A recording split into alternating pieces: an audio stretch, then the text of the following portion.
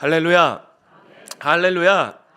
오늘 저는 내 마음의 한 자리 보자라는 제목으로 다음 주까지 은혜 나누길 원합니다. 사모하는 심령마다 성령님께서 큰 은혜 주실 줄 믿습니다.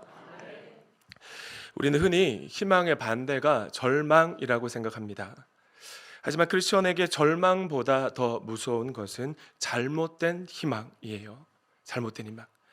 우리는 내가 희망하는 나의 계획대로 흘러가면 하나님이 도와주셨구나 라고 생각합니다. 하지만 나의 계획대로 되지 않는 것이 오히려 하나님의 뜻일 때가 있다는 것이에요.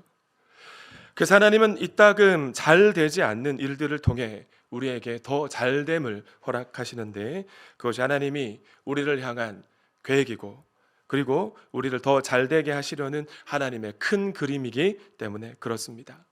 하지만 그때 우리는 오해하고 믿음의 갈등을 일으키게 되죠. 하나님 크기의 일에 도전하느냐, 하나님 부르심에 쫓아서, 아니면 나의 생각, 나의 감정, 나의 경험이라는 나의 크기의 일에 여전히 안주하느냐라는 첫 번째 전환점을 직면하게 됩니다. 무사히 첫 번째 전환점을 지나고 나면 나의 뜻과 나의 계획을 하나님의 뜻과 하나님의 계획에 맞도록 조정해야 되는 두 번째 전환점을 맞이하게 되죠. 첫 번째 전환점과 두 번째 전환점을 반드시 통과해야만 하나님의 뜻에 순종할 수 있다고 지금 하나님을 경험하는 삶, 이 실체를 통해 우리가 배우고 있잖아요. 그런데 오늘 본문의 주인공 이사야 선지자도 이사야를 절망에 빠뜨렸던 우시야 왕도 마찬가지였었습니다. 오늘은 먼저 우시야에 대해서 살펴볼 텐데 1절 말씀 함께 읽어주십니다. 시작.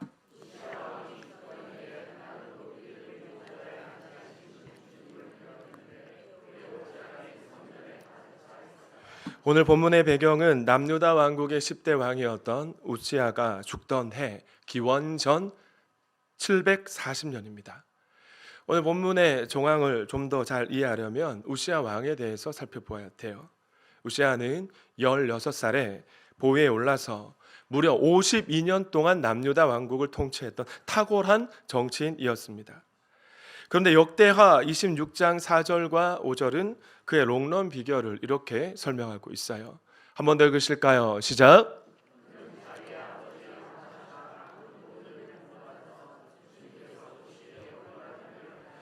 여러분, 우시야가 52년 동안이나 남유다 왕국을 통치할 수 있었던, 롱런 할 수 있었던 비결이 무엇입니까?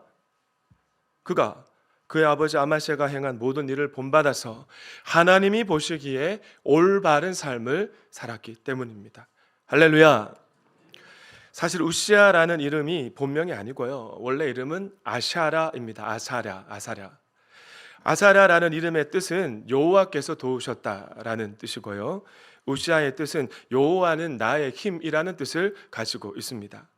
구약학자들 가운데 어떤 이는 여호와께서 도우셨다라는 뜻을 가진 아샤라가 이 본명이고, 여호와는 나의 힘이라라는 뜻을 가진 우시야는 이 세조, 영조, 정조와 같은 왕의 명이 아니었을까 이렇게 추측하는데요. 어쨌든 16살이라는 어린 나이에 왕이 된 겁니다. 얼마나 두려웠을까요? 그래서 우시야는 겸손할 수 있었고요, 하나님만 의지할 수 있었습니다. 어떻게 하면, 아까 우리 김영 목녀님 간증하셨던 것처럼 하나님이라면 어떻게 하셨을까? 어떻게 하면 내가 하나님을 기쁘시게 해드릴 수 있을까? 언제나 하나님의 뜻을 고민하고 하나님의 뜻에 순종했습니다. 약했기 때문이에요. 하나님의 뜻에 맞추어서 약했기 때문에 겸손하게 자신의 뜻을 조정하는 일이 그렇게 어렵지 않았던 것입니다. 하나님은 여호와는 나의 힘이라는 그의 이름 그대로 우시야가 하나님을 주인 삼고 하나님의 뜻을 찾는 동안에는 그와 함께 해주셨어요. 그의 힘이 되어 주셨습니다. 하나님이 함께 하시면 모든 일이 잘 될 거 아닙니까? 우시야가 하는 일마다 잘 되도록 도와주신 형통의 복을 누리게 된 것입니다. 솔로몬 왕 이후에 남유다가 이웃 나라들에게 조공을 받았던 유일한 시기가 바로 이 우시야 왕이 남유다 왕국을 통치했던 우시야 치세였어요. 외부적으로는 국제적 위상이 상한가를 때리고 있었고요, 내부적으로는 엄청난 경제적 부흥을 누리고 있었습니다만은 안타까운 사실이 무엇입니까? 우시아가 자기 아버지 아마샤가 한 모든 일을 본받았다라는 우리가 방금 읽었던 4절 말씀 그대로 우시아가 그의 아버지 아마샤의 모든 일들을 그대로 쏙 빼닮았다는 것이에요. 통치 초중반까지 그의 아버지 아마샤도 하나님의 뜻에 순종했습니다. 그러나 하나님이 복을 주시자 이 에고, 최근에 계속 강조하고 있는 에고, 자존심, 자아가 옛사람이 충만해져서 교만해져 버렸던 것이죠. 이 모습까지도 그의 아버지를 꼭 닮았던 것입니다. 우리는 자녀들의 성적표 때문에 절망하고 분노할 때가 있습니다. 하지만 사실 그 성적표는 오래전 누구의 성적표일 가능성이 높습니까? 네, 맞아요. 학창시절 엄마 아빠가 받았던 성적표, 복사판일 가능성이 매우 높습니다. 언젠가 MBC 뉴스데스크에서 자녀들의 지능이 엄마 쪽에 영향을 많이 받고요, 아들의 지능은 엄마의 머리를 쏙 빼닮는다는 이 DNA 연구 보고서가 호주 연구소에서 나왔다는 보고를 받아 본 적, 뉴스를 본 적이 있거든요. 자녀는 부모의 모든 것을 닮습니다. 아멘이시죠? 특히나 쉽게 잘 들뜨는 저희 진씨 집안 식구들을 보면 이 교만이 집안 내력인 것 같습니다. 제 아내가 결혼하고 저희 부모님 댁에서 한 3년 정도 살았는데 처음 저희 식구들이 대화하는 모습을 보고 토크쇼 보는 줄 알았대요. 아버지가 얘기하고 있는데 아들이 쑥 들어와서 화제를 딴 데 바꾸고 또 딸이 또 들어오고 막 이렇게 막 주제가 확 바뀌는 거죠. 막 끊고 들어오는데도 불구하고 아무도 불편하지 않고 웃으면서 대화하면서 아름답게 결론이 마무리되는 그런 저의 가족의 모습을 보고 적응하기 어려웠다는, 이제는 전설 같은 이야기가 있습니다. 제가 여러분 무슨 말씀 드리고 있습니까? 자녀는 부모의 기질, 식성, 심지어 믿음의 형태까지 쏙 빼닮는다는 것입니다. 오죽하면 김창옥 교수님이 모국어라는 그 신조어까지 만들었을까요? 그래서 부모는 믿음 안에 잘 살아야 되고요, 특히나 교제권, 자녀의 교제권을 잘 맺어가는 일들이 중요합니다. 역대하 26장 5절 말씀을 함께 읽습니다. 시작.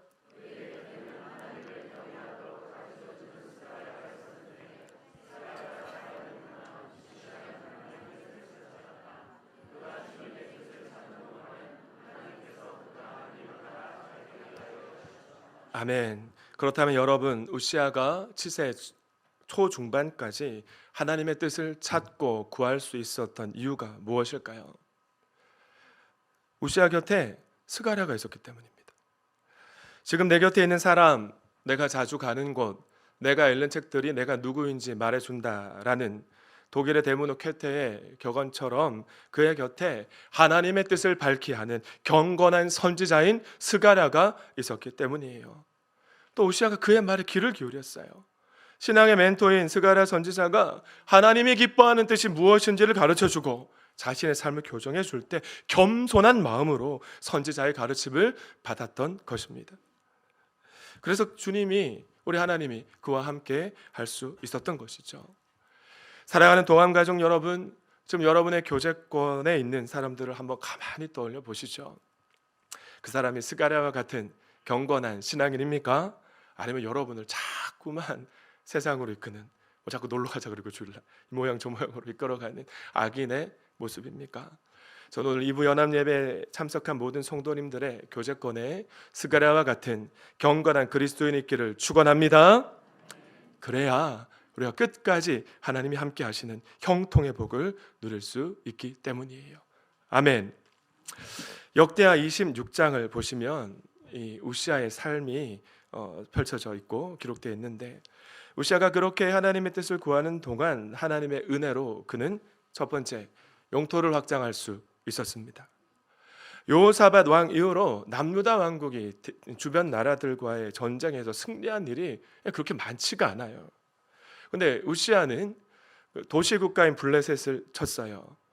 다윗 왕 이후로도 블레셋을 친 왕이 많지 않거든요. 블레셋 5도시 중에서도 가장 큰 도시인 가드와 아스돗을 점령합니다.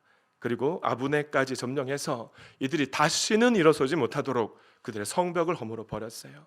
그리고 아라비아와 마온 사람까지도 사람들의 땅까지도 차지합니다. 그리고 두 번째, 민생을 안정시켰습니다. 좀 우리나라 이슈가 지금 뭐 민생이잖아요. 민생. 여당 뭐 야당 할 것 없이 막 민생 그러고 있는데, 우시아는 거친 땅을 개간했고요, 무릉동이를 많이 팠습니다. 그래서 농부들과 목축업자들이 마음껏 일할 수 있도록 힘써 지원하는 왕이었어요. 산간 지방에는 포도나무를 심었고 비옥한 땅에는 농사를 짓도록 장려해서 백성들이 풍요로운 삶을 살아갈 수 있도록 도와주고 지원했던 것입니다. 세 번째, 국방력을 강화시켰습니다. 우시아의 아버지 아마사 시대에 북이스라엘 왕국의 침공을 받았습니다. 그래서 예루살렘 성벽이 무너져 내렸어요. 그런데 이 아들이 말입니다. 아버지 시대에 무너져 내렸던 예루살렘 성벽과 이 문들을 보수했던 것이죠. 방어벽을 견고하게 세운 겁니다. 그리고 우시아 7세에는 남유다 왕국에 2600명의 지휘관이 있었고요, 지휘관들이 잘 훈련시킨, 그래서 사기가 충천한, 언제라도 전투에 투입할 수 있는 37만 7천 5천 명의 군사가 있었다고 합니다. 심지어 무기 제조 기술자들까지 잘 훈련시켜서 신무기로 개발했는데, 고대 사회에서는 이 대포 기능을 했던 투석기, 고려 거란 전쟁 보니까 나오는 큰 돌을 잡아다가 이렇게 확 날리는, 공성전에 사용하는 그 무기를 예루살렘 성벽 위에다 설치를 했고, 블레셋과의 전투에서는 이 투석기를 가지고 가서 블레셋 성벽을 때려가지고 블레셋 성벽을 무너뜨리는 전공도 세우도록 했어요. 당시 북쪽에는 디그랏 빌레셀 3세라는 강력한 군주가 아수르를 통치하기 시작했습니다. 세력을 확장하고 있었어요. 우시아의 강력한 군대가 디글랏 빌레셀 3세가 남유다 왕국을 침공해 왔을 때 막아내고 버텨냈던 것이죠. 당시 아수르 기록에 의하면, 역사책에 보면 아수르에 대항하는 저항 세력 명단, 왕들의 명단 맨 꼭대기 이름에 이 우시아의 이름이 기록되어 있다고 합니다. 그런데 이 모든 일이 우시아의 힘으로 한 것이 아니라 우시아와 함께 하시는 하나님의 은혜로 되어진 줄 믿습니다. 할렐루야. 그랬더니 남쪽 이집트 변방까지 우시아의 이름 창대하게 되는, 아브라함 언약이 성취되는, 명성이 전해지는 은혜가 있었고요, 우시아의 왕권이 점점 더 강력해져 갑니다. 근데 안타까운 사실이 무엇입니까? 그의 왕권이 견고해지는 만큼이나 그의 에고가 충만해졌어요. 교만해져 간 것입니다. 게다가 영적 멘토인 스가랴 선지자까지 세상을 떠나게 되자 통제불능 상태에 빠지게 됩니다. 그 누구도 그를 교정해 줄 수가 없었던 것이에요. 급기야 하나님의 법궤가 있는 지성소의 현관과도 같은 성소에 들어가서 분향단에 향을 피우려고 하는 황망한 일을 벌이려고 했는데, 이 일은 레위 지파 중에서도 아론의 후손들만 할 수 있는 제사장 고유 직무였던 것입니다. 하지만 여러분, 우시아가 이 사실을 알았을까요? 몰랐을까요? 당연히 알았죠. 제가 1년 전에 이 본문을 가지고 그때도 똑같은 말씀을 드렸었는데, 통일 이스라엘 왕국의 초대 왕이었던 사울 왕이 이 비슷한 일을 하려고 하다가 하나님께 버림받은 전례가 있지 않습니까? 그런데 몰랐을 리가 있겠습니까? 그런데 왜 그는 선을 넘는 행동을 했을까요? 그 이유도 역대하 26장 16절 말씀에서 발견할 수 있습니다. 16절 말씀 함께 읽어주실까요? 시작!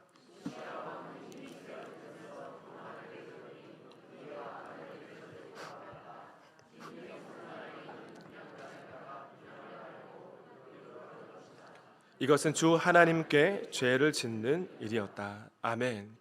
여러분, 남유다 왕국에서 우시아의 말은 곧 법이었습니다.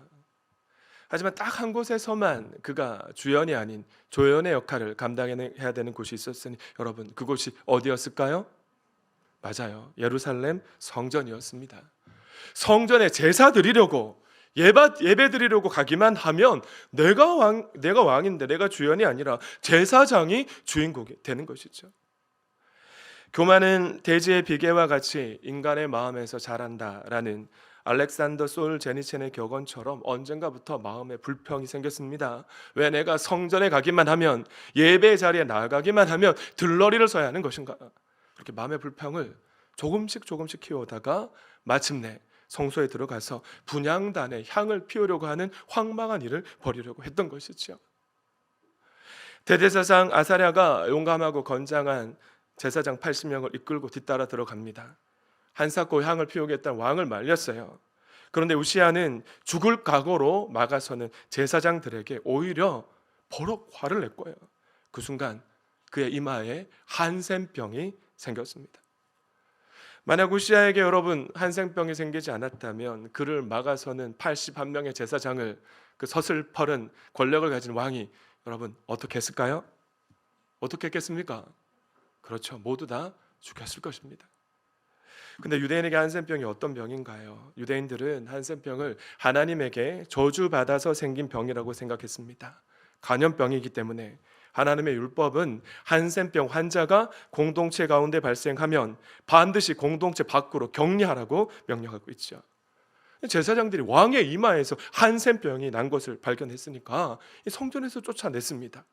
그런데 우시아는 자신을 성전에서 쫓아내고 있는 제사장들을 향해 아무런 저항도 할 수가 없었던 것입니다. 황급하게 성전을 떠나야만 했어요. 이후 죽는 날까지 별궁에서 격리 생활을 하게 되는데, 일반 백성들은 아예 공동체 밖으로 격리되는데 그래도 왕이어서 예루살렘 성 안에 있는 별궁에서 생활하게 된 것이죠. 그리고 이후 국사는 누가 맡았을까요? 그의 아들 요담이 맡게 됩니다. 제 아무리 하늘 찌를 듯한 권력을 가지고 있으면 뭐합니까 여러분? 끝까지 그 권력을 누리지도 못하고 별궁에서 쓸쓸하게 생을 마감하게 됐는데요. 심지어 죽은 후에는 한센병에 걸렸다는 이유로 왕들의 묘실에 묻히지 못하고 표준 세 번역에 의하면 왕가에 속한 변두리 땅에 묻히는 슬픈 마무리를 하게 되죠. 사랑하는 도안가족 여러분, 기억하십시오. 매주 강조하고 있는 것처럼 우리 하나님은요, 성경 말씀과 기도 시간에 감동과 이루어져가는 일들, 이 환경, 경륜과 교회 공동체를 통해 말씀하시는 분이십니다. 아멘이십니까? 특별히 교회를 통해 말씀하시는 우리 하나님은 목회자나 목자 목녀나 신앙의 멘토나 믿음의 동력자 입술을 통해 하나님의 뜻을 전달하세요. 우리 김미영 목녀님은 목녀시지만 장혜정 목녀님이 확신의 삶 인도자 같이 멘토링 받는 시간에 말씀하시니까 본인의 삶을 교정하셨지 않습니까? 이 목회자나 이 목자 목녀가 그렇게 권면하는 일이 참 쉽지가 않습니다. 혹시라도 상처받을까? 그때 용기 내어서 권면할 때 웬만하면 그 권면을 듣고 권면대로 조정하면 좋다는 사실을 아멘하실 수 있기를 축원합니다. 일부 연합 예배 시간에 행복전도대가 지난 화요일 현장에서 만난 이 박영산 성도님이 등록하는 일이 있었습니다. 그런데 그분의 곁에 언니의 신앙 회복을 위해서 눈물로 기도하는 동생이 있었어요. 동생이 바로 이분에게는 스가랴 선지자와 같았던 분인 겁니다. 동생이 언니에게 이렇게 말하더라고요. 요즘 현장에 나와서 존대하는 교회가 언니 거의 없어. 코로나19 내가 본 적이 없어. 근데 이 교회 건강한 교회인 것 같아. 목사님만 만나보자. 그 겉면에 자신의 뜻을 조정해서 본인이 그렇게 와서 낯선데 잘 오지 않는 사람이랍니다. 저를 만났고 수요 성령 집회까지 나왔고 오늘 2부 연합 예배에 나와 오늘 하나님 은혜를 경험하고 등록하는 성도가 된 것입니다. 분향단에 향을 피우려고 했던 우시아의 시도와는 전혀 다른 모습이죠. 이 시도는 왕권과 제사장권을 동시에 가지려는 애고 충만한 욕망에서 비롯되었거든요. 근데 여러분, 제사장권과 왕권을 동시에 가질 수 있는 분은 누구밖에 없으십니까? 하나님, 예수님밖에 없으시죠. 오직 한 분 예수님밖에 없는데 우시아가 선을 넘은 겁니다. 태초에 루시퍼란 천사가 하나님의 보좌에 오르고 싶어서 하나님께 도전한 것처럼 예수님의 자리에 오르려 했던 욕망의 사람이 되어 버렸던 거죠. 그런데 잠언 16장 18절은 이렇게 말씀합니다. 함께 읽습니다. 시작.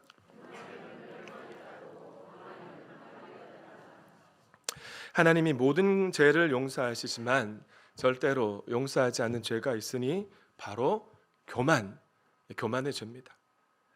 왜일까요? 교만한 순간에는 절대로 우리가 회개하지 않기 때문에 그래요. 그런데도 하나님은 이 교만하고 에고 충만한 우시아가 분향단에 들어가서 향을 피우려고 할 때까지도 그를 지켜보셨습니다. 기회를 주셨어요. 한센병으로 치시지 않으셨습니다.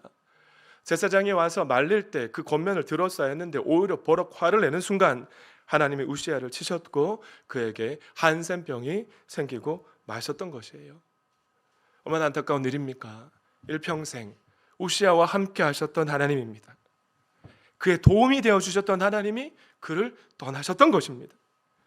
우리도 우시아처럼 에고가 충만해서 교만에 빠져 있는 순간이 참 많을 수가 있는데 우리가 그 순간 하나님을 더 바라보고 하나님의 뜻에 우리의 삶을 조정할 수 있는 저와 여러분이 될 수 있기를 축원합니다. 오늘 설교를 준비하는 가운데 이런 생각이 들었습니다. 우리 진씨 집안이 교만 충만한 가정이라 좀 말씀을 드렸잖아요. 제 동생이 오늘 2부에서 예배 드렸으면 참 공감하면 아멘 했을 것 같은데 준비하는 가운데 나같이 쉽게 잘 들뜨는 사람은 너무나도 쉽게 순식간에 우시아와 같을 수 있겠다라는 생각이 들었습니다. 사랑하는 여러분, 사실 우리 모두에게는 우시아의 모습이 있지 않습니까? 아담의 후손이기 때문이에요. 그런 우리가 조금만 방심하면 어느새 우시아가 되어버리고 내 마음에 한 자리밖에 없는데 보자는 그 보좌에 하나님을 밀어내고 내가 앉아있을 때가 얼마나 많습니까?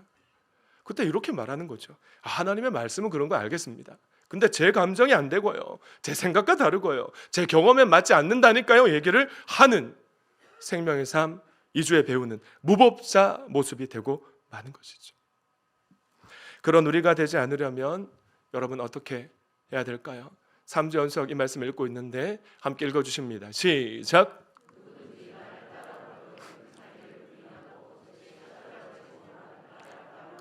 자기를 부인하고 에고를 쳐서 복종시키고 날마다 말씀 앞에 자기를 쳐서 에고를 복종시킴으로 하나님 앞에 겸손해져야 해요.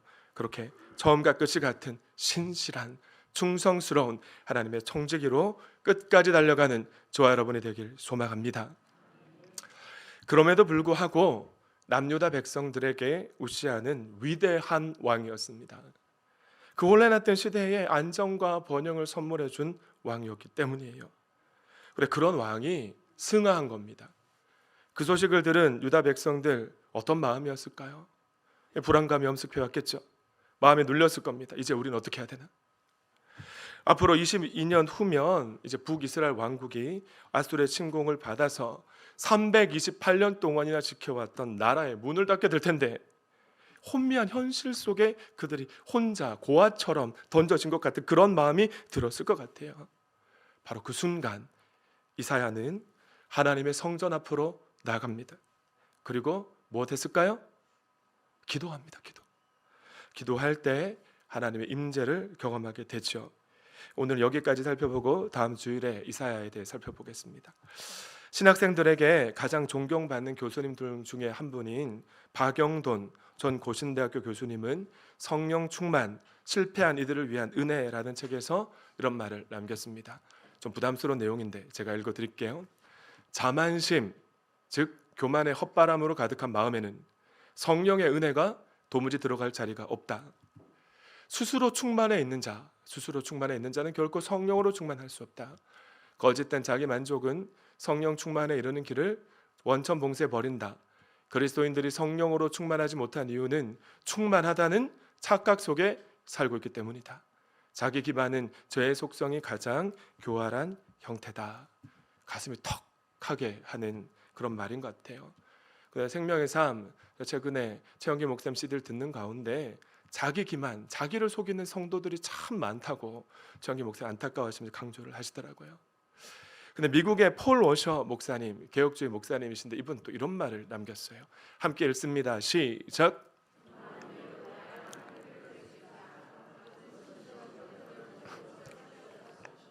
지난 주일 연합 예배 시간에 살펴보았던 모세처럼 저는 하나님 목동에 불과합니다. 사람들이 나를 믿지 않을 겁니다. 내 말을 듣지 않을 거고요. 저는 말을 잘 못하기 때문에 하나님의 뜻에 제 삶을 조정할 수가 없습니다. 오 주님, 보낼 만한 자를 보내소서.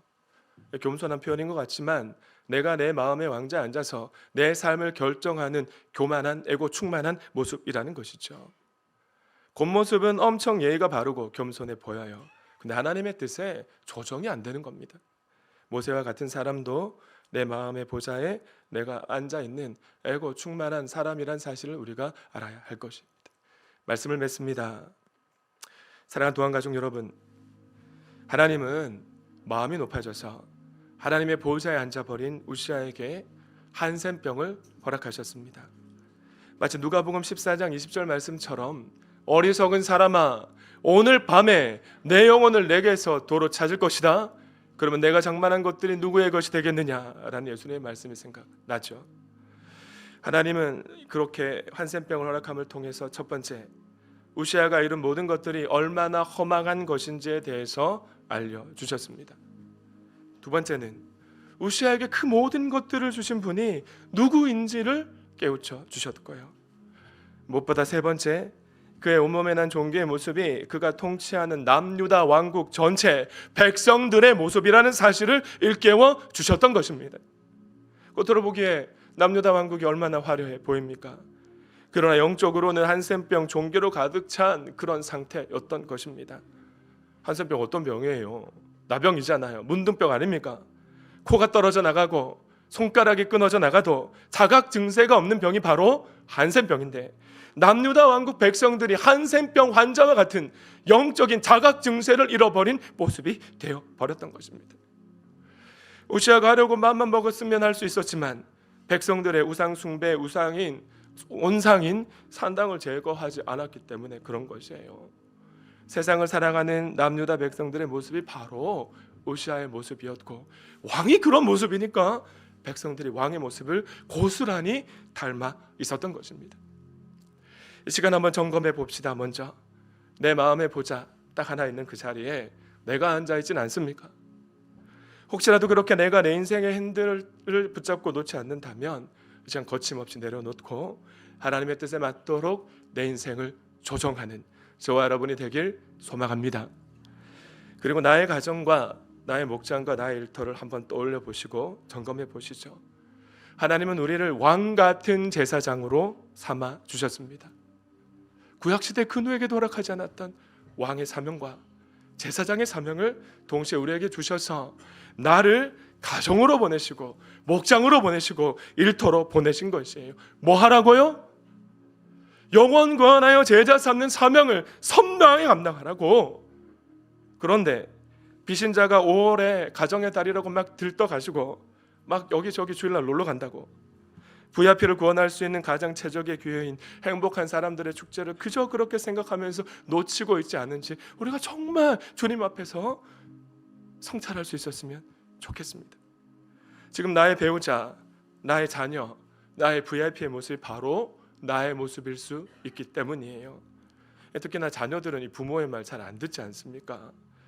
우리 행복한 사람들 축제를 지나가고 있는데 내가 말해도 잘 듣지 않는다면 해야 될 건 뭘까요? 눈물로 간절하게 자녀 영혼 구원을 위해서 기도해야 되는 겁니다. 하나님의 마음의 문을 열어주시면 목장이나 연합교회로 초청하는 우리가 될 수 있었으면 좋겠어요. 옆에 계신 분에게 이렇게 인사합시다. 하나님께 인생을 맡기면 든든합니다. 시작. 또 한 번 인사할 때 조혜련 집사 간증 집회를 놓치지 맙시다. 시작. 하나님께 영광의 박수 올려드립니다.